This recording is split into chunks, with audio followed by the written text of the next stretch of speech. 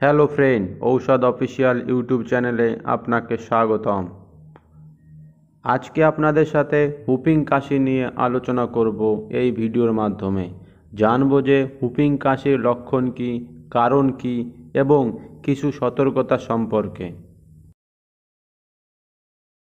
চলুন আজকে নতুন কিছু জানি। জানি হুপিং কাশি কী। হুপিং কাশি হলো একটি অত্যন্ত ছোঁয়াচে ব্যাকটেরিয়া সংঘটিত সংক্রমণ রোগ, যা পারটুসিস নামেও পরিচিত, যাকে বাংলায় ঘুংরি কাশিও বলা হয়। এই রোগ বার্ডেটেলা পারটুসিস ব্যাকটেরিয়া দ্বারা সৃষ্টি হয় এবং এই রোগ যে কোনো বয়সের মানুষকে প্রভাবিত করতে পারে, তবে এটি শিশু এবং ছোট শিশুদের জন্য মারাত্মক হতে পারে। চলুন জানি হুপিং কাশি কী কারণে হয়। হুপিং কাশি হলো একটি বায়ুবাহিত রোগ যা বার্ডেটেলা পারটুসিস ব্যাকটেরিয়ার কারণে হয় এবং আক্রান্ত ব্যক্তির হাঁচি ও কাশির মাধ্যমে এই রোগ সুস্থ ব্যক্তির মধ্যে ছড়ায়। চলুন জানি হুপিং কাশির লক্ষণ কী কী। হুপিং কাশিতে আক্রান্ত হলে সর্দি লাগা, নাক বন্ধ হওয়া, জ্বর, অনিয়ন্ত্রিত কাশি, শ্লেষ্মা, কাশির কারণে বমি হওয়া, শ্বাস গ্রহণের সময় হুপিং শব্দ, কাশির কারণে চোখ মুখ লাল হয়ে যায়, কিছু বাচ্চার কাশি হয় না বরং শ্বাস নিতে সমস্যা হয়, চরম ক্লান্তি বোধ হওয়া, এই সব প্রভৃতি লক্ষণ দেখা দিতে পারে। চলুন জানি হুপিং কাশির কিছু গুরুতর জটিলতা সম্পর্কে।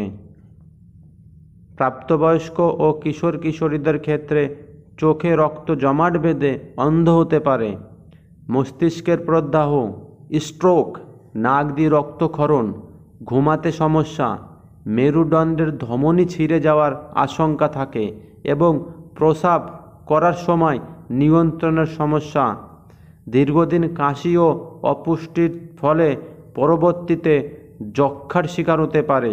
এই সব গুরুতর লক্ষণ দেখা দিতে পারে।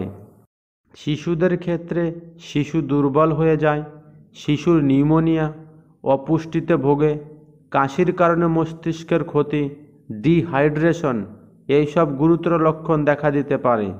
আপনাকে একটা কথা মনে রাখতে হবে যে শিশুদের হুপিং কাশির কোনো লক্ষণ দেখা দিলে দেরি না করে অবশ্যই চিকিৎসকের পরামর্শ নেবেন, না হলে শিশুর বড় কোনো ক্ষতি হতে পারে। চলুন জানি হুপিং কাশি হলে কি কি সতর্কতার দিকে খেয়াল দিতে হবে। শিশু, কিশোর, গর্ভবতী মহিলা এবং প্রাপ্তবয়স্কদের হুপিং কাশি হলে অবশ্যই টিকা লাগাতে হবে, কারণ হুপিং কাশি প্রতিরোধ করার সর্বোত্তম উপায় হলো টিকা নেওয়া। সংক্রমণ রোগীকে অবশ্যই মুখে মাস্ক লাগাতে হবে যাতে অন্যদের মধ্যে সংক্রমণ ছড়িয়ে না পড়ে।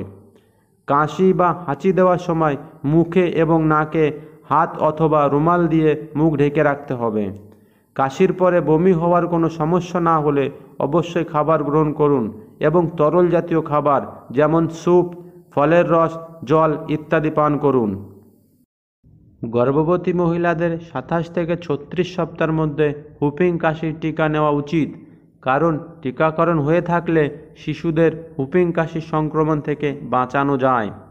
যারা তামাক এবং ধূমপান করেন তাদের এই সব বন্ধ করতে হবে, কারণ এগুলো কাশি সৃষ্টি করে, এতে আপনারই ক্ষতি হবে। হুপিং কাশির আক্রান্ত ব্যক্তিদের থেকে দূরত্ব বজায় রাখতে হবে, কারণ এই রোগ বাতাসের মাধ্যমে ছড়ায়। 6 মাসের নিচে শিশু এবং গর্ভবতী মায়েদের এই রোগ হলে অবশ্যই চিকিৎসকের পরামর্শ নিতে হবে। হ্যালো ফ্রেন্ড, আমার এই ভিডিওটি আপনাদের যদি ভালো লেগে থাকে তাহলে ভিডিওটিকে লাইক করুন, শেয়ার করুন এবং চ্যানেলটিকে সাবস্ক্রাইব করে আমার পাশে থাকুন।